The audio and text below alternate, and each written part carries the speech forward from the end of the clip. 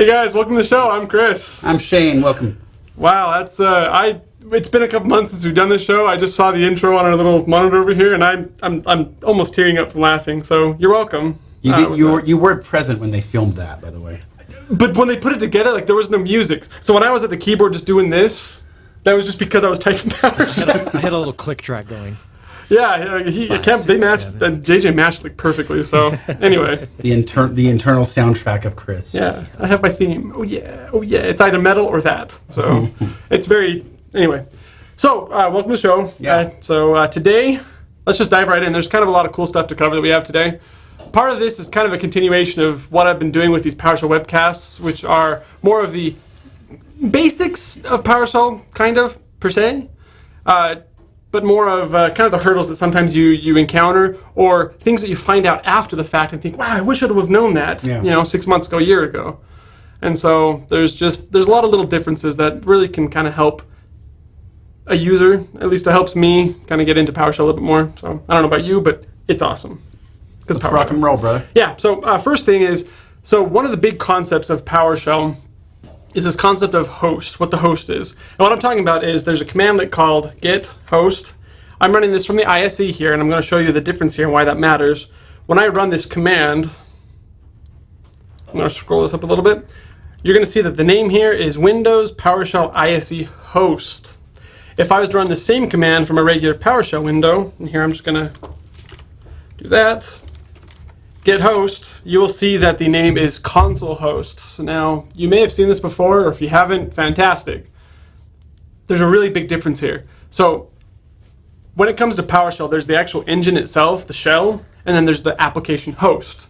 What actually kind of runs and kind of hurdles that communication back between a PowerShell namespace, PowerShell engine, the shell, right? In this case, they do behave differently. In fact, all your built-in variables are set at the application level, the host level. So this could be where somebody builds or does some tests from the console, and then they go to the ISE and something behaves differently. Yep. They're like, well, but this worked over here. Why for this, therefore that, the other? Yeah, so that happens all the time.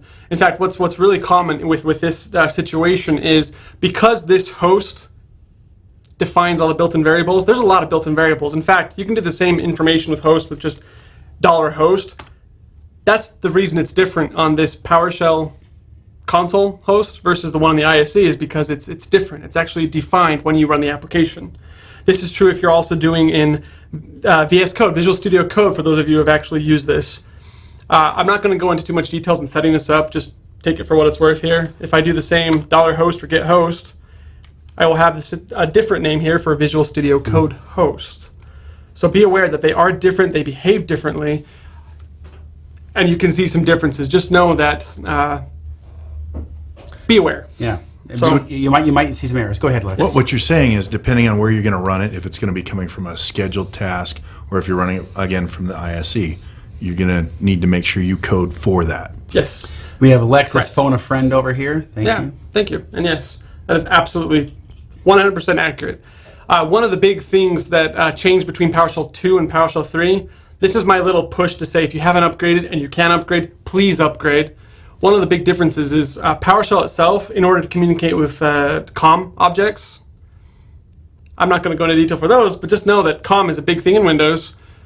PowerShell 2 and older, so PowerShell 1 and 2, actually uses what's known, for the COM objects itself, it uses what's known as the multi-threaded apartment model for that. So this matters. Again, I wish I could go into too much detail, but just basically know. the takeaway is, I'm going to hurry and hijack this. The takeaway is, at a minimum, get PowerShell 3 at a minimum. We have this. But if you can, get the latest. The latest is 5.1. 5.1 will not install on Vista or 2008. It will on 2008 R2. Yep. And it won't on Windows 8. It will on 8.1. Yes. And it won't on the first two releases of Windows 10. That's the initial release, and then 15.11. But get that. And I opened up PDQ Deploy because just to show you that if you go to the package library, we type in PowerShell. If I could type in. There it is. We have the WMF, which includes PowerShell out there. There's 5.1. We have two packages, one that does a reboot. You do have to do a reboot in order to have that take effect. Or one without a reboot and then you reboot at your leisure. But just to import that, it's massively easy.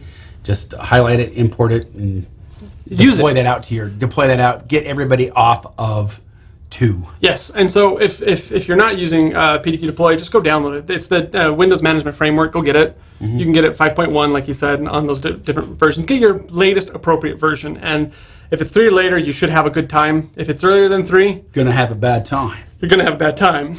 We'll never ever tire of quoting South Park. No, I know I never will. Never. So one of the big things, though, is between those different run spaces, those apartment models, the MTA. Since version 3, PowerShell runs what's known as the STA, the single-threaded apartment for interacting with COM objects. And this is important if you use GUIs. If you do Windows Forms, on PowerShell 2 and PowerShell 1, if you load up a UI that actually has, it actually uses a multi-threaded model, guess what happens? You freeze. You try running this command, you load up your form, and that's it. You have to actually actually kill the process because it won't do anything. Because of this and some other smaller reasons, this is why the PowerShell team actually made the default to the single-threaded apartment in PowerShell 3 and onwards. You can change it when you launch PowerShell. In fact, if you type PowerShell, / to see all the different parameters that you can use, if I scroll up here, you'll see that there's the STA and the MTA right here. So you can actually choose one or the other, but the default from 3 onwards is, like it says right here, the single-threaded. So cool. And that is important. You can actually verify that by, there's a couple different ways. I think in a host, you can actually see that as hosts. So we have this command here. Let's look at what's available. We'll use getMember, right? I think that's all that's there. So we'll use getMember. I think it's in the private data. We're doing a slight deep dive, not private data. It's got to be a namespace, a run space, .run space.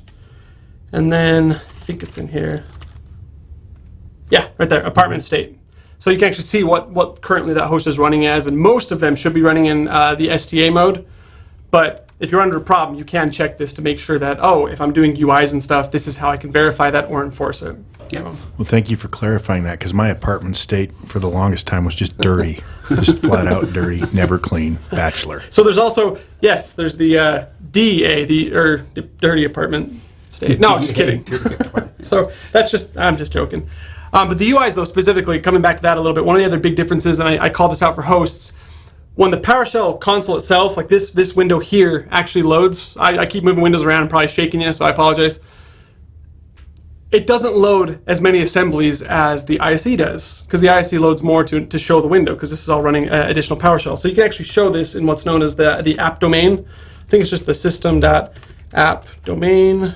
Yep, domain. And then this guy has, let's see. Actually, I think it's just current domain. Yes. And then this, we are going to get the assemblies that are loaded. Okay. These are the loaded assemblies for PowerShell. The actual, when you load different modules or you load different .NET assemblies, this shows what's currently loaded in your session. Notice there's relatively few here. I'm going to take this, I'm going to pipe it over to the measure object command to show you, just for kicks and giggles here, that there's 25 loaded, right? I'm going to take that exact same command and run this over in the ISE. 51, more than double. It's like if you've used any develop, if you've used any IDE, if you're a developer, even going back Visual Basic, you have the opportunity to import modules, to import classes, so that you can utilize whatever you want to do some work with Active Directory. It's not native; you have to import that. It's kind of the same thing here.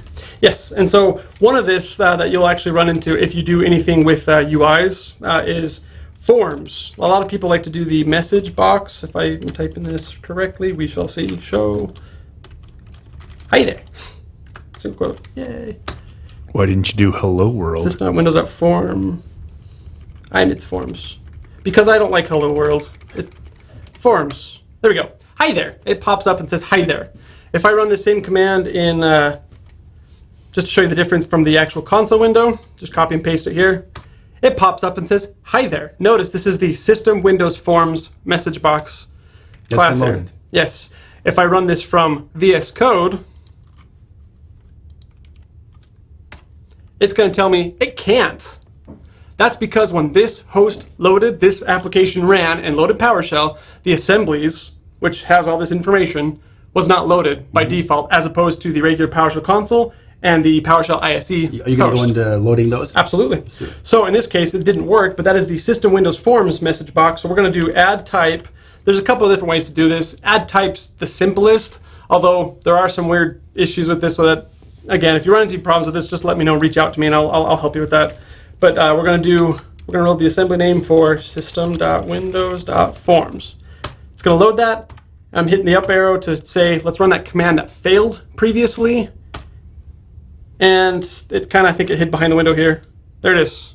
Hi there. It actually ran because I said, hey, you, this assembly that isn't loaded, load, so that I can use that command in there for showing the message box. So just be aware that when you're going between different types, like Lex was saying, hosts. Yeah, different hosts. When you're if you're running from the scheduled task, which just loads the regular PowerShell con host, the console host, it's going to behave differently initially based off like the Visual Studio Code or the PowerShell ISE. Yeah. So that's a big takeaway on this. Cool. Another weird one that you might be familiar with is also if you've ever done, let's go to CDC Windows. Have you ever used the more command?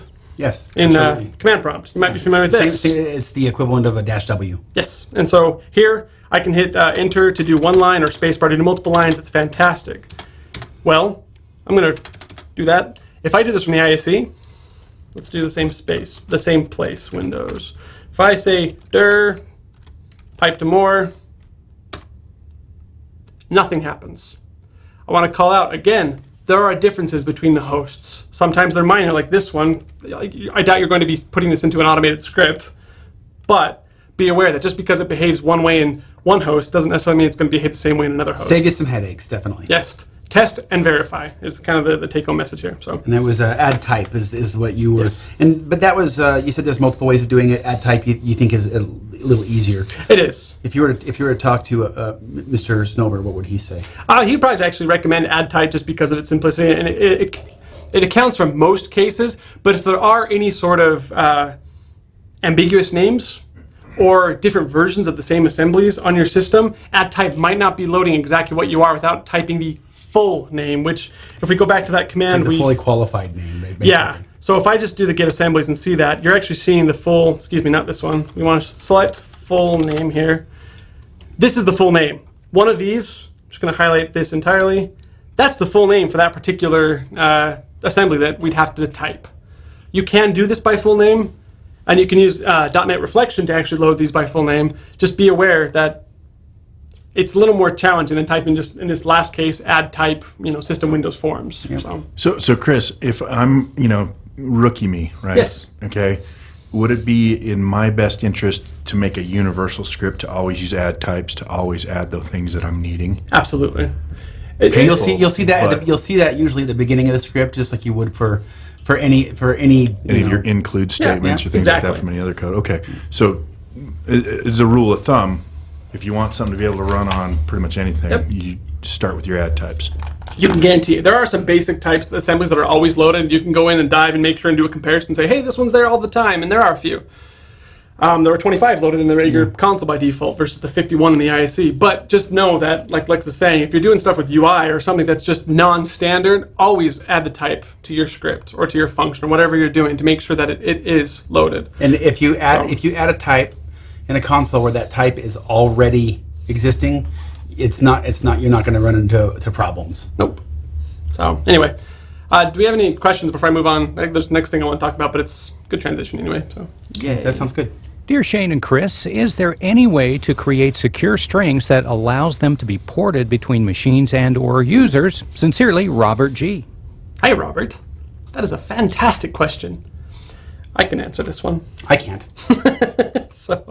So the great thing about secure strings or anything in PowerShell is you can output it to file. So let's just say I have my password. It's not a very safe password, but it is my password nevertheless, and I love it.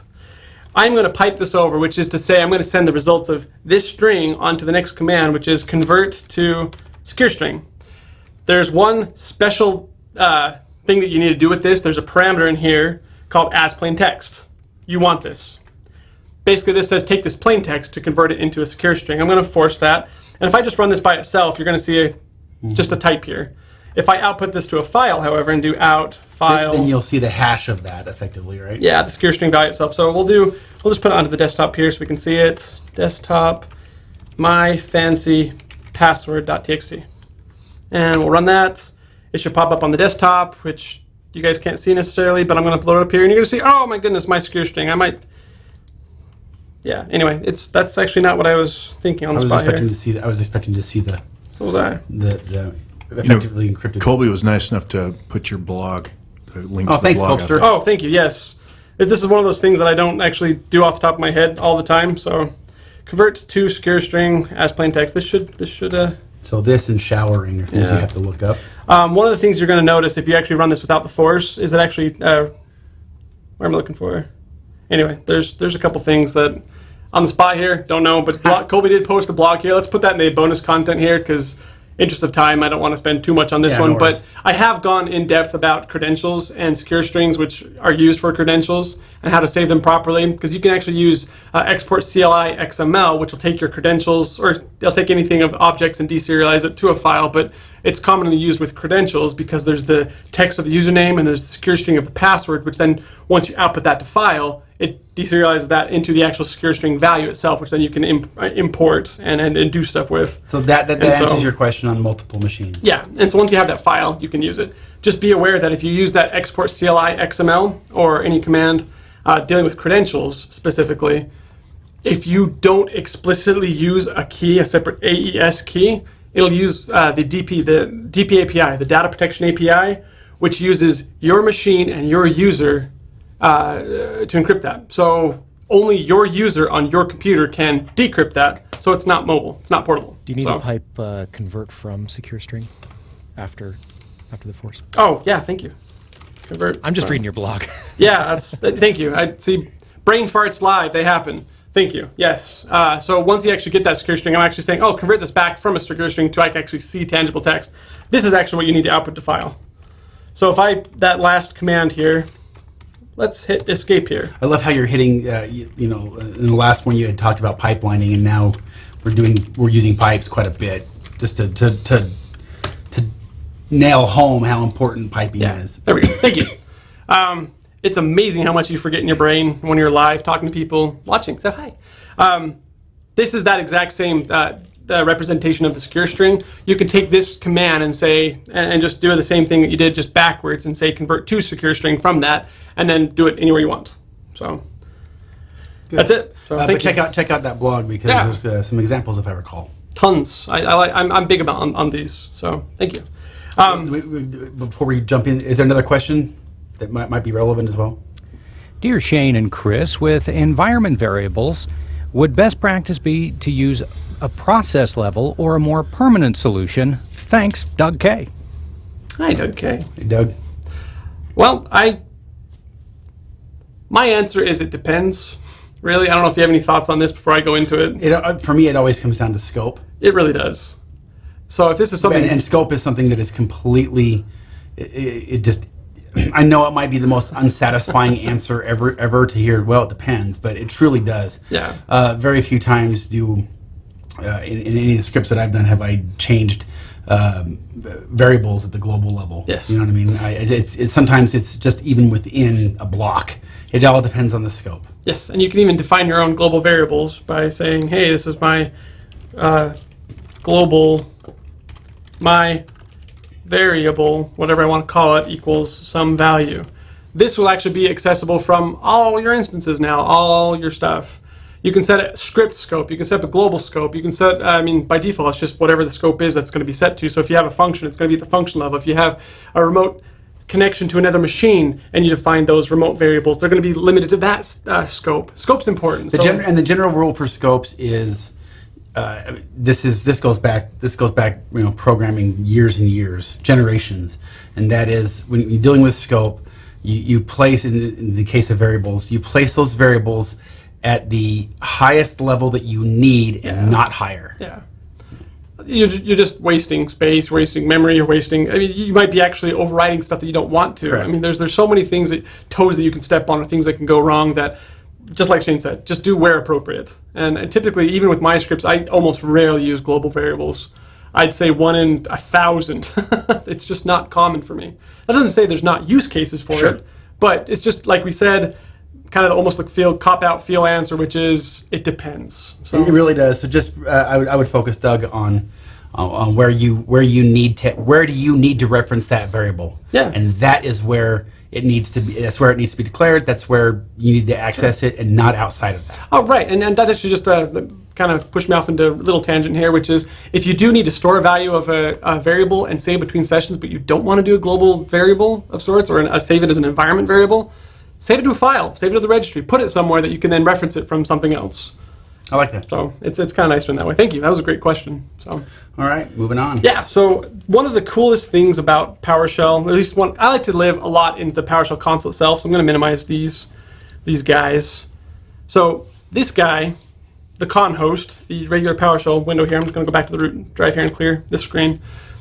We'll change the pronoun. This lovely lady. This lovely blue lady here is sometimes hard to read when you have errors. I'm an error. And it wants to continue the line. Wow, that's impressive. It's probably because I have an apostrophe. Let's just do that. Yeah. There we go. Sometimes this is very hard to read. I'm actually going to... The red? Yeah. I'm actually going to change the size here. This is part of it. So one of the things you can do here is in the properties is change the font to whatever suits your eyes. The default's Lucida Console. A lot of people I know change it to consoleless. It just really depends. If you don't care if you can tell the difference between L's and 1s very easily. So it's up to you. I'm just going to change the font size a little bit so we can read it better. Okay. And make the window much larger, which is probably hard on your guys' eyes. So yay. Anyway, so this, I'm trying to make sure that we can kind of get and see all the fun stuff here. So Chris, for the colorblind man, I can't see that. I can't read that red, man. Make it something I can read. Good. That's a great observation and or thing that I want to talk about.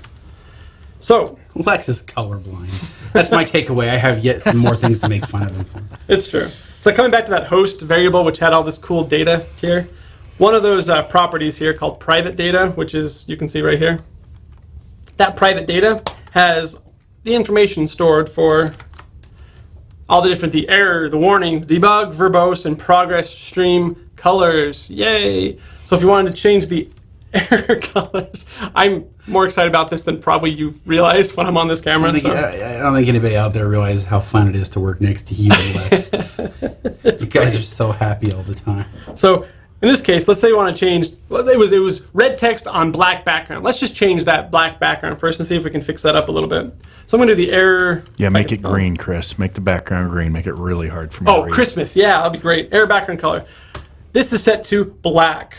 Now, you might think that's just text. It's not. And if I pipe this over and send the results of that over to get member, you'll actually see that this is a system.console color. And this is important because this is a defined enum, which has a set number of values that you can use. And I'll actually use that. In fact, I'll copy and paste this guy. Copy. And I'm going to say, hey, what are you? Oh, you are in fact an enum, if I didn't know that, which I do, but now you do. So I can actually use this to find out what my values are. So get enum values. And I can know this if I was to pipe this over to get member, find out all the different things about this. I'm doing a lot of shorthand here. I'm trying to explain myself as I go along. So we have here the get enum values. That's the one I want to use. So I'm going to go back down to here. We'll just delete all this and do get enum. I'm just doing tab to complete this. It's shorthand that I'm so used to. Remember, one of Chris's favorite things to teach is the get member. Use the get member. Always. If I don't know about an object, use get member. I find out more about the object. You will see him do some shorthand, but just know that's mostly because he's done get member in the past and now knows. Yep. So get enum values. Those 16, I think, values are available. That's what I can use. That's it. So those are the actual only colors that I think men know, because if you don't see mint in there, it should mint's be not in a here. color. That's a flavor. I need burnt orange. I need corgi sable. So these are what's available. Wow, that was delayed onset right there. That was great. No, I just thought of a very inappropriate Tom Waits comment. All right. So These, because these are enums, you can actually access these with the double colon syntax, which is accessing static members here. So I can actually access these directly. So if I wanted to do, you wanted green, so let's do green. Notice it's just returning green. So I'm going to go back to the host.privatedata.error background color, and I'm actually going to set this equal to green in this case. Because it's an enum, you can actually use the text, that's the value of the enum, or you can actually use the enum itself, which I used just up here. Enum stands for just an enumerated list here, so enumerated values. So if I set error background color to green, lost my focus here. Yes, and I type in error. Yeah, that's not easy on the eyes. Yeah, now I can't read it at all, man. It all looks like a big blur. So there's, going back to those different options, perhaps you wanted to know what those colors are. Here's a cool little thing you can do. So getting those enum values again, I'm actually going to pipe that over, send each one of those results individually per object over to the next command, which is, I'm just going to use write host. Actually, let's do for each. Let's do for each one of these guys. I'm going to run the following command. Write host. The command write host, which if you've ever heard me go off, I almost never recommend using because it doesn't output to the standard out stream, or any stream for that matter. But the great thing about write host is I'm going to write the current object in the pipeline with the $_, and I'm going to change the foreground color to that very same. So if I hit enter, you just get this wonderful set of colors that you can actually say, oh, well, I like this one, or I like that one. Or in the case where this one's invisible, I might have to find out what that is. I'll tell you right now, it just matches this one down here, which is magenta. It's dark magenta, which for some reason translates to PowerShell blue. But at the same time, if you are dead set on that, then just change your console color. Yes, which you can do. Here we're just talking about the error. Yes, so in this case, let's change that background error from green back, let's change it to dark magenta, so it just is the same as the rest of the window here. So then when I do an error, it's just that red on blue, which better maybe, not necessarily the best. In fact, I actually changed all my consoles on my own machines from red because I don't like red. It screams like red ink on test scores and papers. It's scary. You were a nerd. You never saw red ink. You saw the happy smiley face, the blue and the green. You saw numbers over 100. He had things like "Well done, sorry that you got beat up at recess." Favorite student. I still love you. Incidentally, I actually write most of my paper now in red Putting ink. cups in the fridge. So we'll change the foreground color to, let's just say, we'll change that to, I don't know. I usually do like dark green or something. So we'll do dark green. That was one of the colors. And so now when I have an error, it's a little bit easier on the eyes. That's what I like. So it's nice. That's really all there is with colors. You can change the transparency of the window. If you go up to properties, colors, you'll see that there's the defined opacity, which you can then modify and down to 30% opacity. It looks fantastic. There's some cool shortcuts that you can use. If you hold Control-Shift and use the mouse wheel, you can do the same. Just saying. I didn't know that. That's all right. It increments by 5% opacity. So I usually go down 3 steps, which is 85% opacity, and it's fantastic because I like that. So we've been getting some feedback from people saying they're really starting to like VS Code. Oh, cool. Rock on. You're still sticking with the native ISE, right? Yes, I really like the ISE. I haven't fully transitioned to VS Code yet. I'm a man of shortcuts and stuff, and I hate to relearn those all the time. And so I'm very obstinate, and I'm sticking with ISE until I dedicate like a week or 2 to VS Code, which I haven't done yet. So it's great. It's powerful. It does a lot of cool things that VS Code doesn't, or that ISE does not. But there's one last thing. I know we're kind of running late here. I hope people don't mind. I'm going to go over here, which is profiles. This is another important thing that I do want to cover. So say you have a little bit of code that you want to run, but you want it to run every single time you open PowerShell. Well, there's a way to do that called profiles. In fact, the default profile variable, which is in every host, remember, console host, ISE, VS Code, all has a profile defined. And you can see here that it just defines my default profile to this location. Which is literally just a PowerShell script. Correct. And by default, it doesn't exist. And so if I want it to exist, say I want to open it up, Notepad, profile. If it doesn't exist, it'll tell me I can't find it.